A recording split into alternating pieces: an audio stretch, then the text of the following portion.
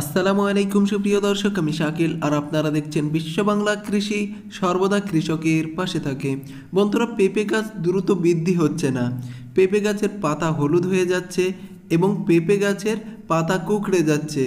পেঁপে গাছের বীজ থেকে চারা তৈরি, এই সব সম্পর্কে আজকে বিস্তারিত আলোচনা করব। এই ভিডিওটি আপনার জন্য, অবশ্যই ভিডিওটি শেষ পর্যন্ত দেখবেন এবং চ্যানেলে যদি আপনি নতুন হয়ে থাকেন তাহলে অবশ্যই চ্যানেলটি সাবস্ক্রাইব করবেন। তো চলুন বন্ধুরা, শুরু করা যাক।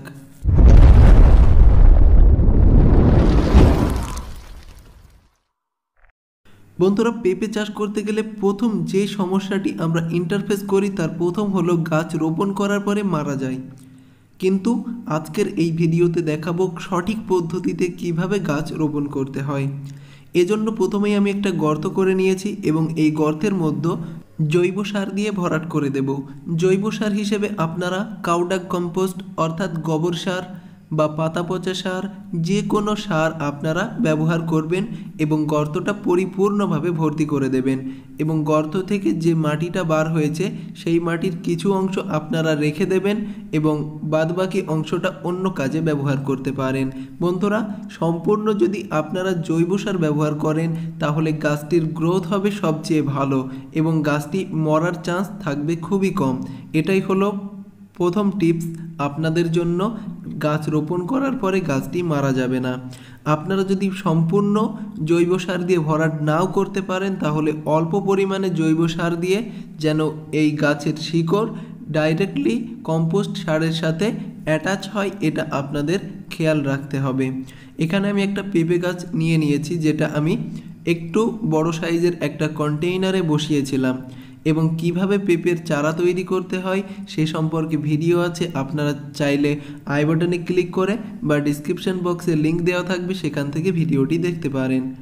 বন্ধুরা, এবার আমি গাছটিকে এই কন্টেইনার থেকে সাবধানে গাছটিকে বার করে নেব। এরপরে এই গাছটিকে রোপণ করতে হবে। বন্ধুরা, দেখতে পাচ্ছেন প্রচুর পরিমাণে শিকড় হয়েছে এই গাছটির। এর একটাই কারণ, যখন আমি গাছটি রোপণ করেছিলাম তখন শুধুমাত্র কম্পোস্ট ব্যবহার করেছি, আমি এতে কোনো রকমে মাটি প্রয়োগ করিনি।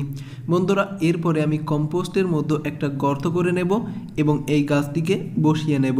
বন্ধুরা, আপনারা কোনো রকমে রাসায়নিক সার প্রয়োগ ছাড়াও এই পদ্ধতিতে গাছ রোপণ করলে 100% গাছটির গ্রোথ ভালো হবে এবং গাছে কোনো রকমের সমস্যা দেখা দিবে না এবং এই গাছটিতে খুব ছোট অবস্থাতেই ফল আসবে, যেটা আমি আপডেট সহকারে আপনাদেরকে দেখিয়ে দেব। এবার আসি রোগ সম্পর্কে। বন্ধুরা, প্রথমেই একটা প্রধান রোগ হলো গাছের পাতা হলুদ হয়ে যাওয়া। গাছের পাতা হলুদ হয়ে যায় পর্যাপ্ত পরিমাণে নিউট্রিশন না পাওয়ার কারণে। গাছের যে প্রয়োজনীয় খাদ্য, সেই খাদ্য যদি গাছ না পায় তাহলে এই গাছের পাতা হলুদ হয়ে যাবে। দ্বিতীয়ত, এই গাছে যদি কোনো পোকা আক্রমণ করে, যেমন জাপ পোকা বা মিলিবাগ, এসব ধরনের পোকা আক্রমণ করলে এই সমস্যাটি দেখা দিতে পারে। আরও একটা রোগে আক্রান্ত হয়, সেটা হলো পাতা কুঁকড়ে যাওয়া। পাতা যদি কুঁকড়ে যায় তাহলে আপনাদের গাছে জিমিনি ভাইরাসের অ্যাটাক হয়েছে। জিমিনি ভাইরাস ছড়ায় মাকড় থেকে, সাদামাছি থেকে এবং জাপ পোকা থেকে। এই তিনটি পোকাকে দমন করতে হবে।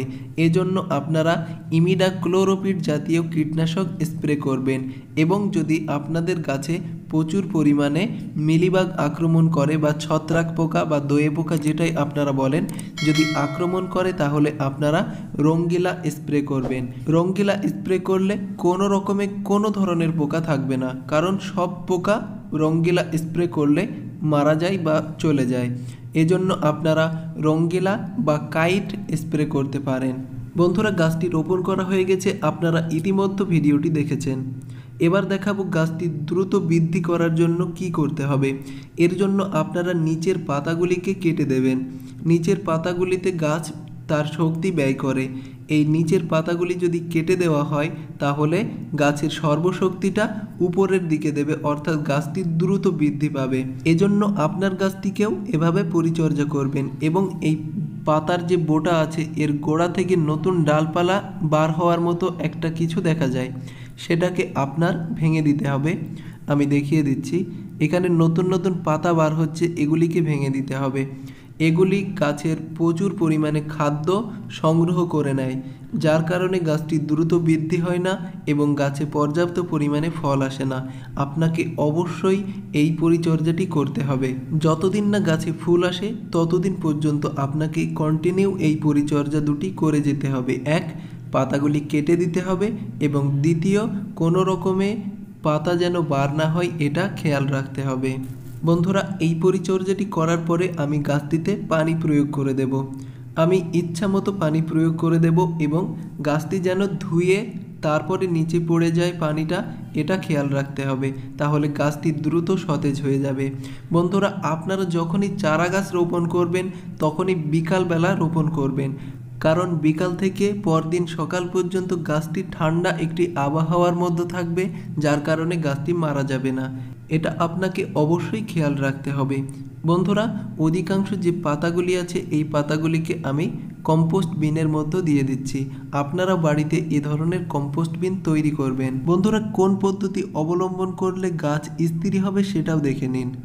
পেঁপের মধ্যবর্তী থেকে একটা দাগ দিয়ে দেবেন এবং নিচের অংশের বীজগুলি নেবেন এবং বোটার কাছের অংশের বীজগুলি আপনারা নেবেন না।